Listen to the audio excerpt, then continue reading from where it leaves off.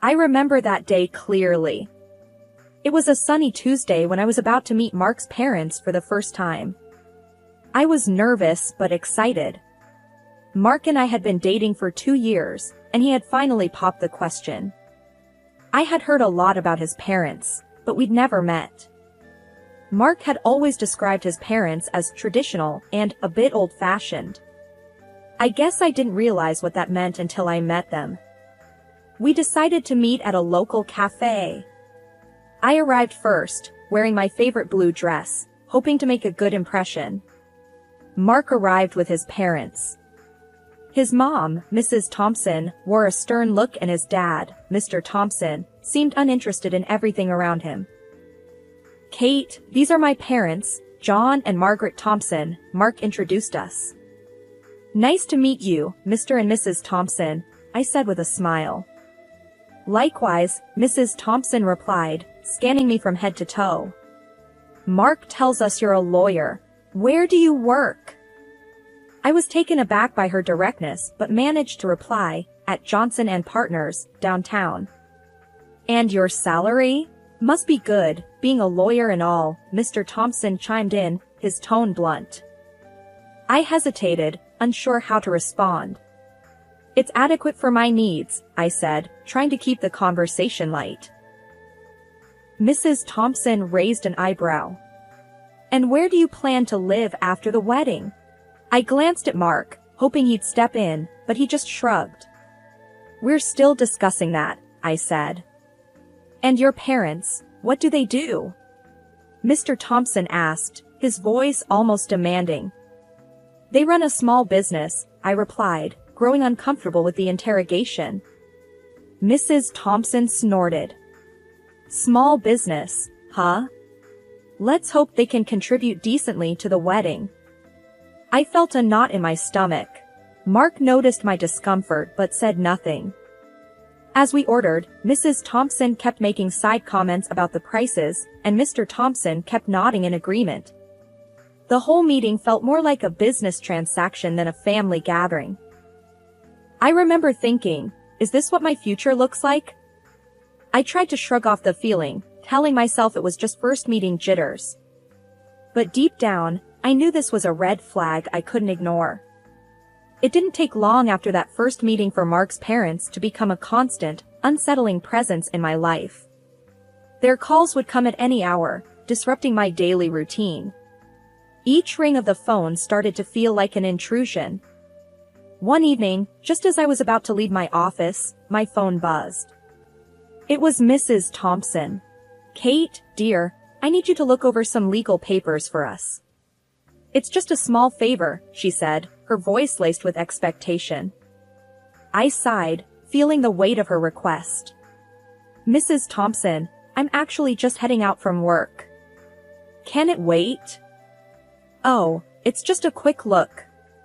"You can do it, can't you? For family," she pressed. I agreed reluctantly, knowing this was becoming a pattern. The next day, Mr. Thompson called. "Kate, I need help with setting up a new TV. Mark's busy, can you swing by?" Their requests were becoming more frequent and more demanding. I tried talking to Mark about it. "Mark, your parents are calling me all the time. For legal advice, for tech support, for everything," I said, hoping he'd understand. "They're just being friendly, Kate."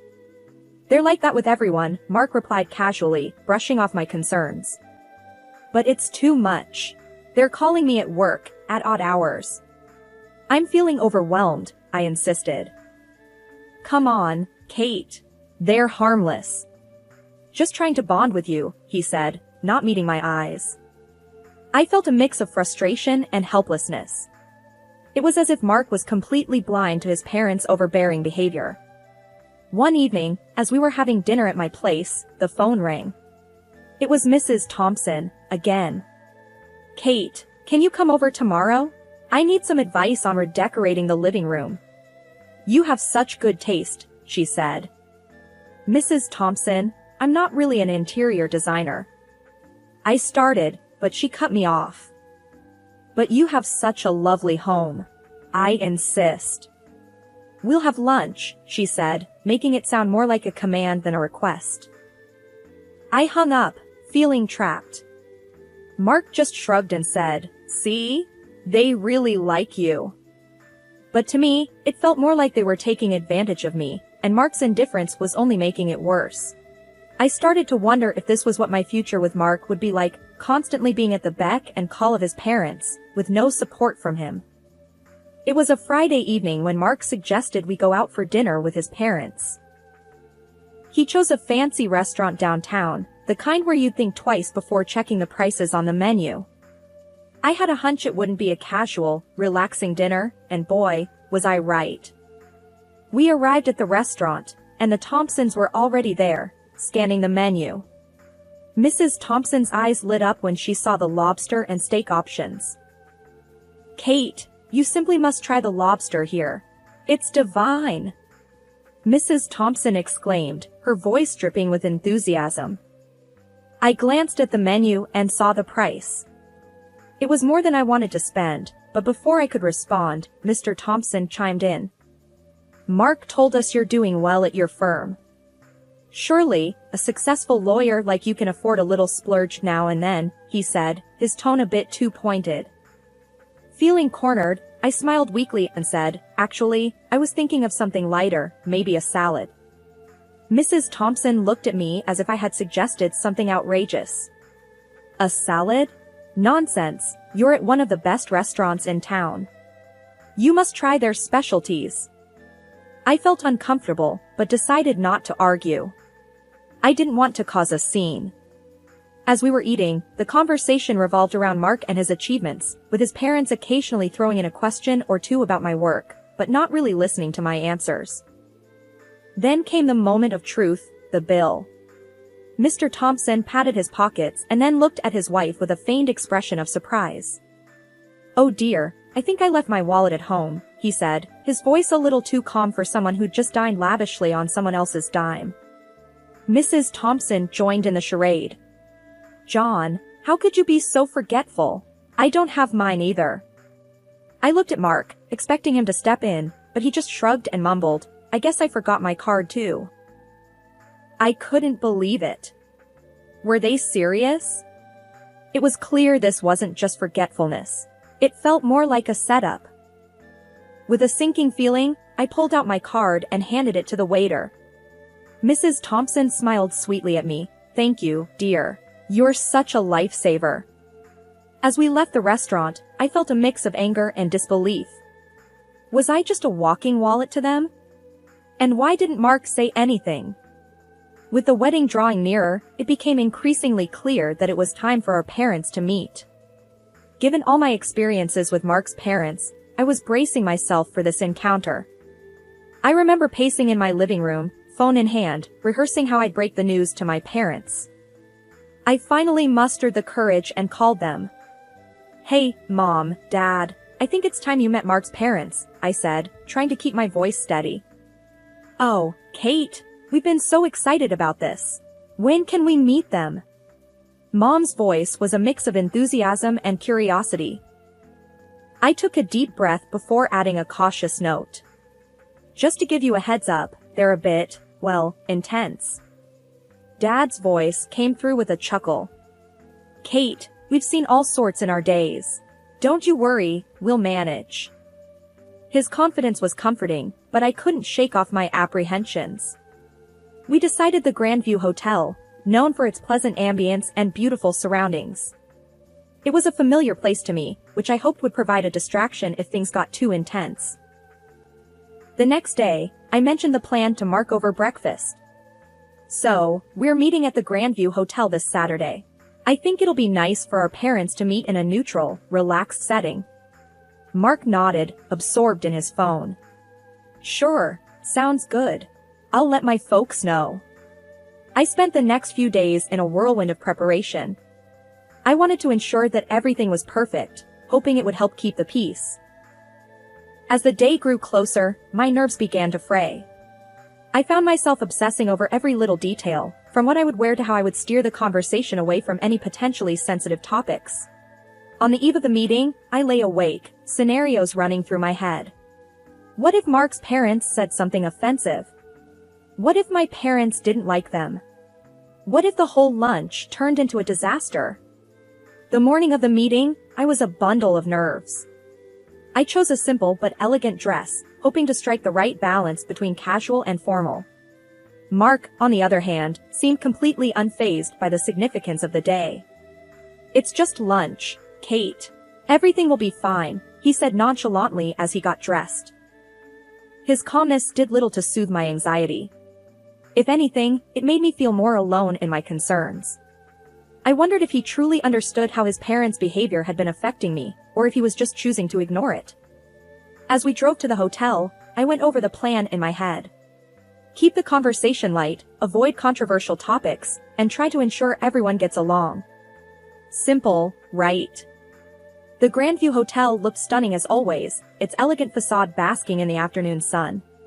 As Mark and I walked into the lobby, my stomach was doing somersaults. I spotted my parents first, sitting in the lounge area. They stood up as we approached, smiles on their faces. "Kate, dear, you look wonderful," my mom said, giving me a reassuring hug.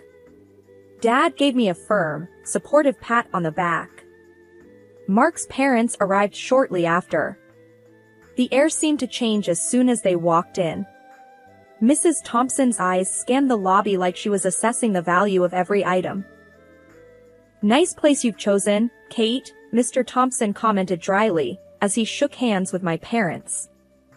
"We thought it'd be a lovely spot for everyone to get together," I replied, trying to sound cheerful. We moved to the dining area, and that's when things took an unexpected turn. A hotel employee approached us with an apologetic look. "I'm so sorry, but we're a bit overbooked today. We only have a few single rooms and 2 triple rooms available," he explained. "One of the triple rooms is our finest suite, with all amenities. The other is more basic and close to the road, so it can be a bit noisy," he added. Before I could say anything, Mrs. Thompson jumped in. "Well, obviously, John, Mark, and I will take the suite. Kate, you can cover the cost, right? After all, you organized this meeting." I was taken aback by her audacity. Well, I was thinking my parents and I could take the suite, But Mrs. Thompson cut me off. "Nonsense. We're the guests. And besides, you're the one with the big lawyer salary." My dad, trying to defuse the situation, suggested, "Why don't we discuss this over lunch and decide afterward?" Lunch was a tense affair. Conversation was forced, and I noticed Mark's parents sizing up my folks, their comments edged with subtle digs. My parents, to their credit, kept their cool, responding with grace and humor. As we neared the end of the meal, the room topic resurfaced. Mrs. Thompson was adamant. "We should get the suite. It's only proper. Kate can afford it." Mark, who had been quiet, finally spoke up. "Mom's right. It's important they're comfortable." I couldn't believe what I was hearing. Was he really siding with them over this? My mom, ever the peacemaker, suggested, "Why don't we let the hotel decide? They can assign rooms based on availability." But Mrs. Thompson wouldn't have it. "Kate said you have a small business. I think you're not used to luxury. The simplest room should suit you. It is just designed for people with small incomes." The tension was palpable. I felt a mix of anger and disbelief. This wasn't just about rooms, it was about respect, something Mark's parents seemed to have little of, especially for me and my family. As the tension in the hotel lobby mounted, my father, George, cleared his throat and stepped forward, commanding everyone's attention. "There's something you all should know," he said, his voice calm and assertive. Mark, his parents, and I all looked at him, curious and a bit confused. "This hotel," Dad continued, along with several others across the country, "belongs to our family business." The reaction was immediate and dramatic. Mrs. Thompson's mouth dropped open, and Mr. Thompson's eyes widened in shock. Mark turned to me, his face a mix of surprise and disbelief. "You own this hotel?" Mrs. Thompson finally managed to sputter out. Yes, and a few more, Dad replied casually. We've always preferred to keep a low profile. The hotel employee, recognizing my father, suddenly seemed very flustered. Mr. Williams, I apologize for the inconvenience earlier. I had no idea. Dad dismissed his concerns with a wave. It's fine. But we will be taking the suite, and Mark's family can have the other room. And there's no need for Kate to pay. Suddenly, Mrs. Thompson's demeanor shifted dramatically. She became excessively flattering, her tone oozing with a newfound affection. George, Linda, what a wonderful surprise. We had no idea. You must be so proud of your accomplishments. Mark, who had been silent until now, turned to me, an eager look in his eyes. Kate, this is incredible. We should move up our wedding date, don't you think? I looked around at their changed faces, the forced smiles, the sycophantic attitudes. It was all too much, too fake. I took a deep breath, my decision clear in my mind. Actually, Mark, there won't be a wedding. I'm calling off the engagement. The words hung in the air, heavy and final. Mrs. Thompson's smile faltered, Mr. Thompson looked stunned, and Mark was speechless. I can't be a part of a family that only values people for their wealth and status, I said, my voice steady despite the turmoil inside. With those words, I turned and walked away, leaving behind the pretense, the expectations, and a future that no longer felt right for me. As I walked away from the hotel, my heart pounding and my mind racing, I heard Mark's footsteps hurrying after me. Kate, wait, please. Let's talk about this, he pleaded, his voice laced with desperation. I stopped and turned to face him, feeling a surge of determination. What is there to talk about, Mark? Your parents' behavior? Your indifference? Before Mark could reply, Mrs. Thompson stormed up to us, her face red with anger. Ungrateful girl.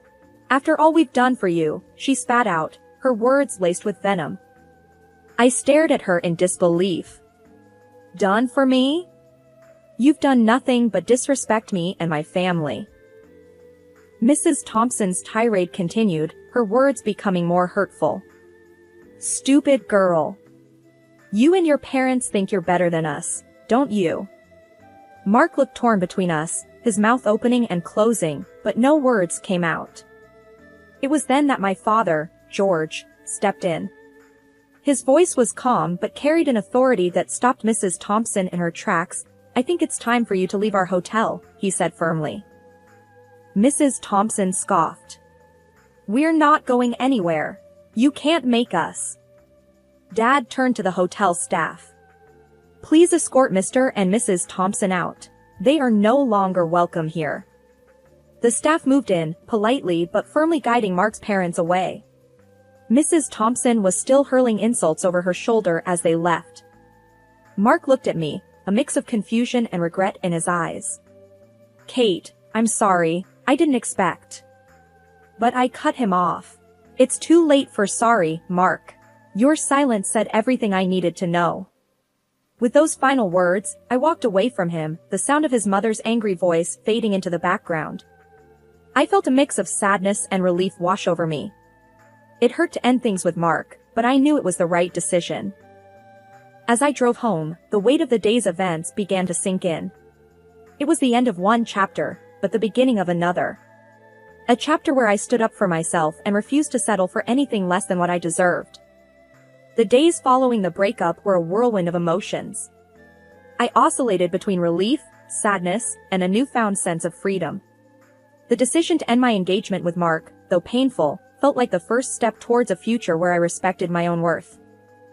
One evening, as I sat on my porch, my mom called. Kate, how are you holding up, sweetheart? Her voice was full of concern. I took a deep breath, watching the sunset paint the sky in shades of orange and pink. I'm doing okay, Mom. It's been hard, but I feel like it was the right decision. You're stronger than you realize, Kate. And we're so proud of you, she said warmly.